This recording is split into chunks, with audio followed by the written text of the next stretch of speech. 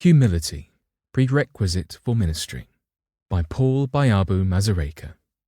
Byabu Masereka, MPTH, serves as Ministerial, Family Ministries and General Conference Initiatives Director of the Western Uganda Field, Hoima, Uganda.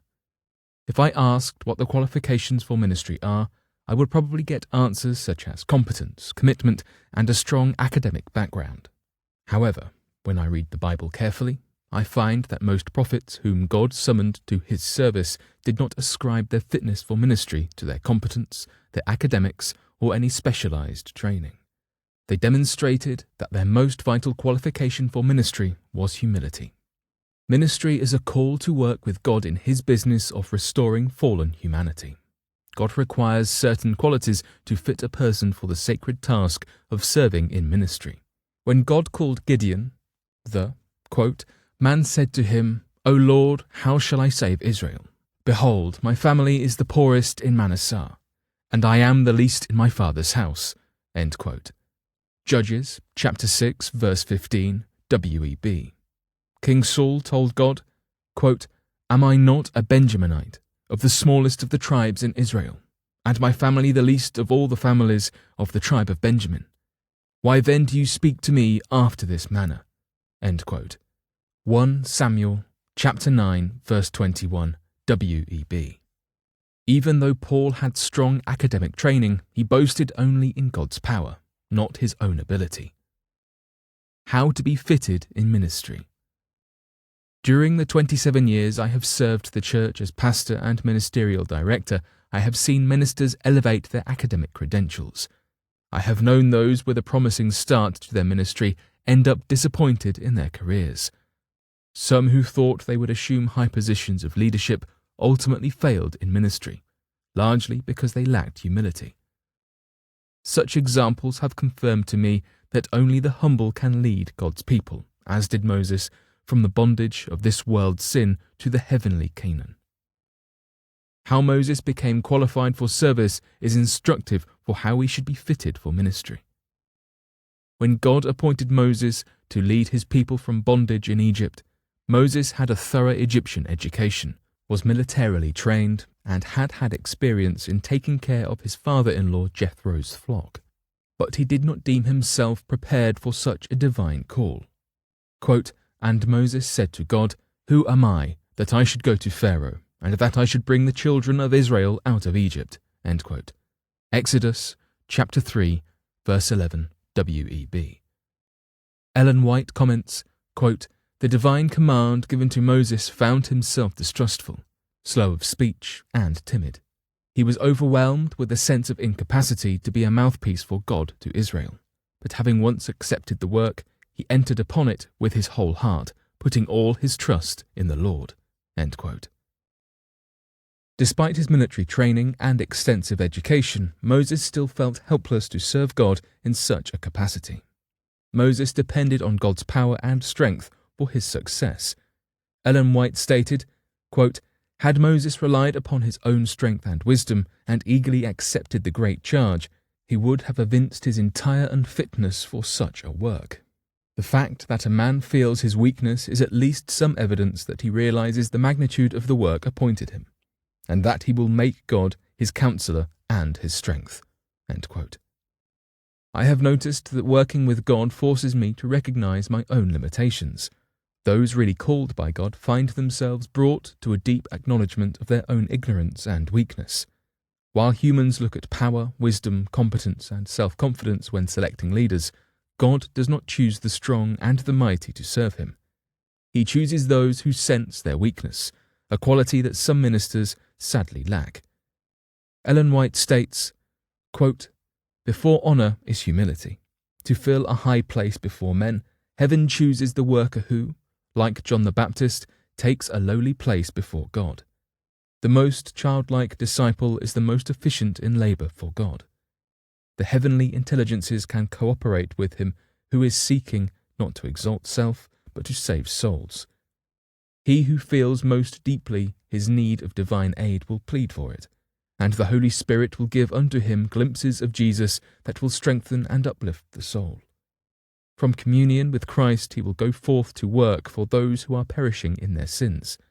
He is anointed for his mission, and he succeeds where many of the learned and intellectually wise would fail." End quote. Humility has proven to be the most important qualification that fits a person for God's ministry. Experience has shown me that only the humble uplift Jesus in their ministry instead of themselves. Unfitting in the work of ministry. I have observed that, sometimes, God does not tolerate those who exalt themselves instead of him. Any success we achieve in ministry we should attribute solely to the Lord because, quote, "when men exalt themselves, feeling that they are a necessity for the success of God's great plan, the Lord causes them to be set aside. It is made evident that the Lord is not dependent upon them. The work does not stop because of their removal from it, but goes forward with greater power." End quote. The success of every minister depends on divine aid. Without it, every effort we make will be futile. Quote, "All the shepherds who work under the chief shepherd will possess his characteristics. They will be meek and lowly of heart. Childlike faith brings rest to the soul and also works by love and is ever interested for others. If the Spirit of Christ dwells in them, they will be Christ-like and do the works of Christ. Many who profess to be the ministers of Christ have mistaken their master." End quote. Ministry is all about possessing the characteristics of our Master, Jesus Christ.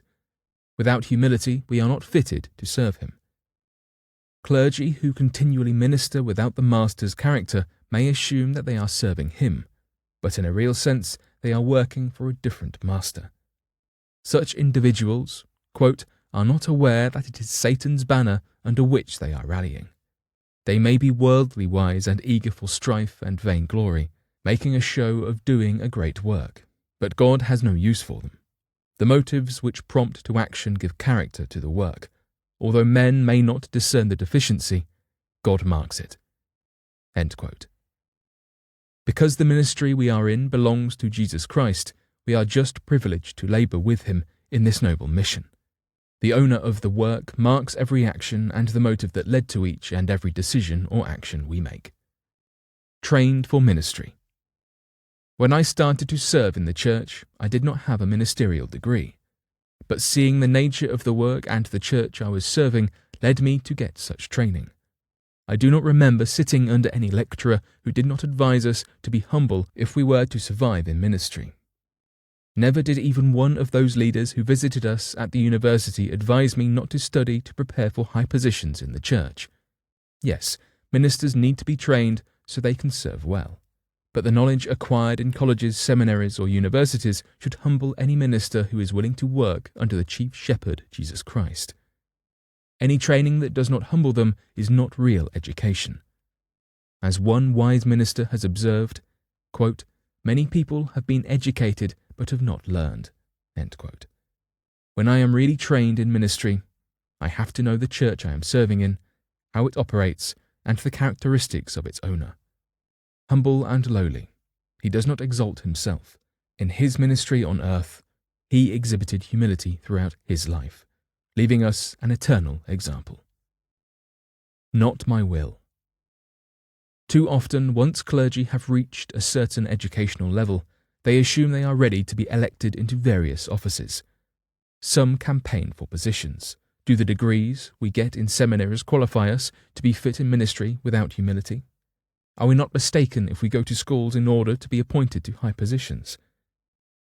People may look at how competent and self-confident someone is when they elect leaders, but God does not choose the strong and the mighty to serve him, but rather those who acknowledge their weakness and nothingness.